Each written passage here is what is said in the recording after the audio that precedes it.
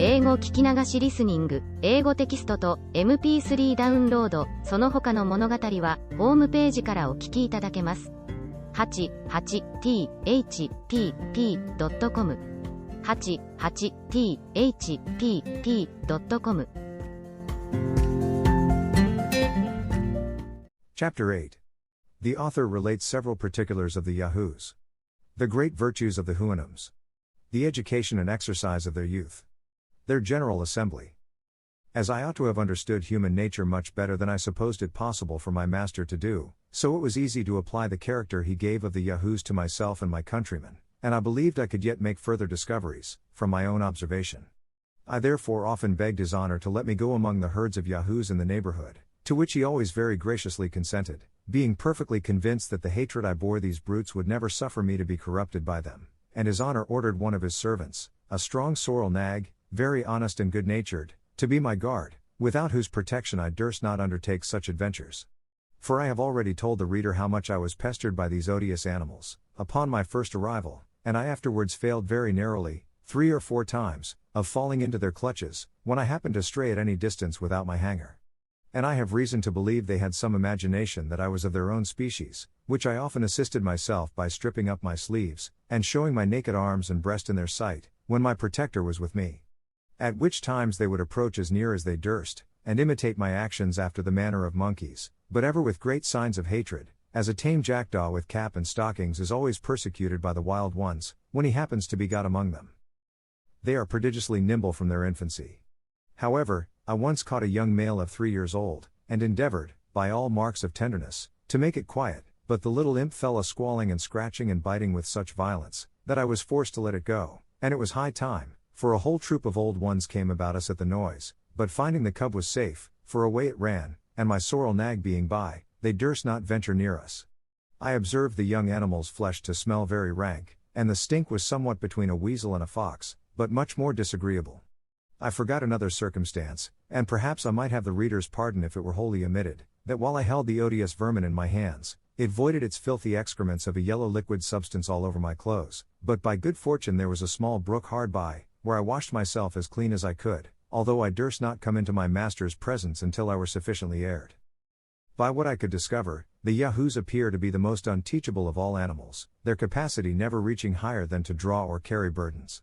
Yet I am of opinion this defect arises chiefly from a perverse, restive disposition, for they are cunning, malicious, treacherous, and revengeful. They are strong and hardy, but of a cowardly spirit, and, by consequence, insolent, abject, and cruel. It is observed, that the red-haired of both sexes are more libidinous and mischievous than the rest, whom yet they much exceed in strength and activity. The Houyhnhnms keep the Yahoos for present use in huts not far from the house, but the rest are sent abroad to certain fields, where they dig up roots, eat several kinds of herbs, and search about for carrion, or sometimes catch weasels and lumas, a sort of wild rat, which they greedily devour. Nature has taught them to dig deep holes with their nails on the side of a rising ground, wherein they lie by themselves, only the kennels of the females are larger, sufficient to hold 2 or 3 cubs. They swim from their infancy like frogs, and are able to continue long under water, where they often take fish, which the females carry home to their young.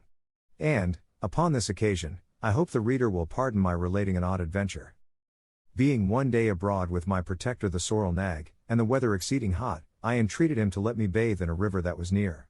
He consented, and I immediately stripped myself stark naked, and went down softly into the stream. It happened that a young female Yahoo, standing behind a bank, saw the whole proceeding, and inflamed by desire, as the nag and I conjectured, came running with all speed, and leapt into the water, within 5 yards of the place where I bathed. I was never in my life so terribly frightened. The nag was grazing at some distance, not suspecting any harm. She embraced me after a most fulsome manner.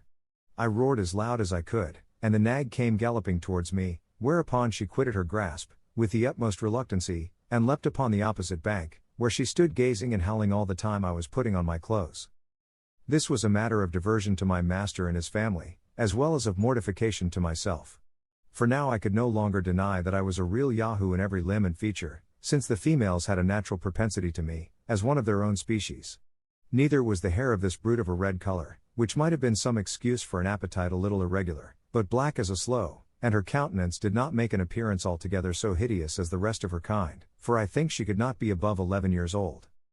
Having lived 3 years in this country, the reader, I suppose, will expect that I should, like other travelers, give him some account of the manners and customs of its inhabitants, which it was indeed my principal study to learn. As these noble Houyhnhnms are endowed by nature with a general disposition to all virtues, and have no conceptions or ideas of what is evil in a rational creature, so their grand maxim is, to cultivate reason, and to be wholly governed by it. Neither is reason among them a point problematical, as with us, where men can argue with plausibility on both sides of the question, but strikes you with immediate conviction, as it must needs do, where it is not mingled, obscured, or discolored, by passion and interest. I remember it was with extreme difficulty that I could bring my master to understand the meaning of the word opinion, or how a point could be disputable, because reason taught us to affirm or deny only where we are certain, and beyond our knowledge we cannot do either. So that controversies, wranglings, disputes, and positiveness, in false or dubious propositions, are evils unknown among the Houyhnhnms. In the like manner, when I used to explain to him our several systems of natural philosophy, he would laugh, that a creature pretending to reason, should value itself upon the knowledge of other people's conjectures, and in things where that knowledge, if it were certain, could be of no use. Wherein he agreed entirely with the sentiments of Socrates, as Plato delivers them, which I mention as the highest honor I can do that prince of philosophers. I have often since reflected, what destruction such doctrine would make in the libraries of Europe, and how many paths of fame would be then shut up in the learned world.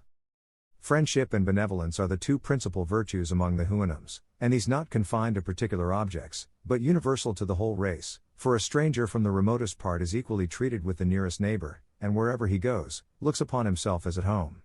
They preserve decency and civility in the highest degrees, but are altogether ignorant of ceremony. They have no fondness for their colts or foals, but the care they take in educating them proceeds entirely from the dictates of reason. And I observed my master to show the same affection to his neighbor's issue, that he had for his own. They will have it that nature teaches them to love the whole species, and it is reason only that makes a distinction of persons, where there is a superior degree of virtue.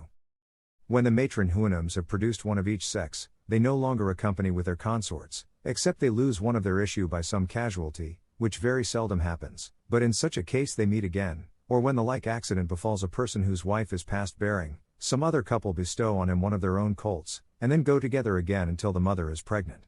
This caution is necessary, to prevent the country from being overburdened with numbers. But the race of inferior Houyhnhnms, bred up to be servants, is not so strictly limited upon this article. These are allowed to produce 3 of each sex, to be domestics in the noble families. In their marriages, they are exactly careful to choose such colors as will not make any disagreeable mixture in the breed. Strength is chiefly valued in the male, and comeliness in the female, not upon the account of love, but to preserve the race from degenerating, for where a female happens to excel in strength, a consort is chosen, with regard to comeliness.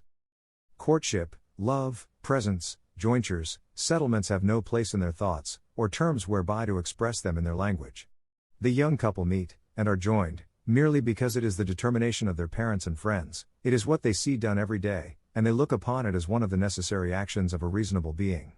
But the violation of marriage, or any other unchastity, was never heard of, and the married pair pass their lives with the same friendship and mutual benevolence, that they bear to all others of the same species who come in their way, without jealousy, fondness, quarreling, or discontent. In educating the youth of both sexes, their method is admirable, and highly deserves our imitation. These are not suffered to taste a grain of oats, except upon certain days, till 18 years old, nor milk, but very rarely, and in summer they graze 2 hours in the morning, and as many in the evening, which their parents likewise observe, but the servants are not allowed above half that time, and a great part of their grass is brought home, which they eat at the most convenient hours, when they can be best spared from work. Temperance, industry, exercise, and cleanliness, are the lessons equally enjoined to the young ones of both sexes, and my master thought it monstrous in us, to give the females a different kind of education from the males, except in some articles of domestic management, whereby, as he truly observed, 1/2 of our natives were good for nothing but bringing children into the world, and to trust the care of our children to such useless animals, he said, was yet a greater instance of brutality. But the Houyhnhnms train up their youth to strength, speed, and hardiness, by exercising them in running races up and down steep hills, and over hard stony grounds, and when they are all in a sweat, they are ordered to leap over head and ears into a pond or river. 4 times a year the youth of a certain district meet to show their proficiency in running and leaping, and other feats of strength and agility, where the victor is rewarded with a song in his or her praise. On this festival, the servants drive a herd of yahoos into the field, laden with hay, and oats, and milk, for a repast to the Houyhnhnms, after which, these brutes are immediately driven back again, for fear of being noisome to the assembly. Every 4th year, at the vernal equinox, there is a representative council of the whole nation, which meets in a plain about 20 miles from our house, and continues about 5 or 6 days. Here they inquire into the state and condition of the several districts, whether they abound or be deficient in hay or oats, or cows, or yahoos, and wherever there is any want, which is but seldom, it is immediately supplied by unanimous consent and contribution. Here likewise the regulation of children is settled, as for instance, if a Houyhnhnm has 2 males, he changes one of them with another that has 2 females, and when a child has been lost by any casualty, where the mother is past breeding, it is determined what family in the district shall breed another to supply the loss. 英語聞き流しリスニング、英語テキストと MP3 ダウンロード、その他の物語はホームページからお聞きいただけます。Ch8Thank You.com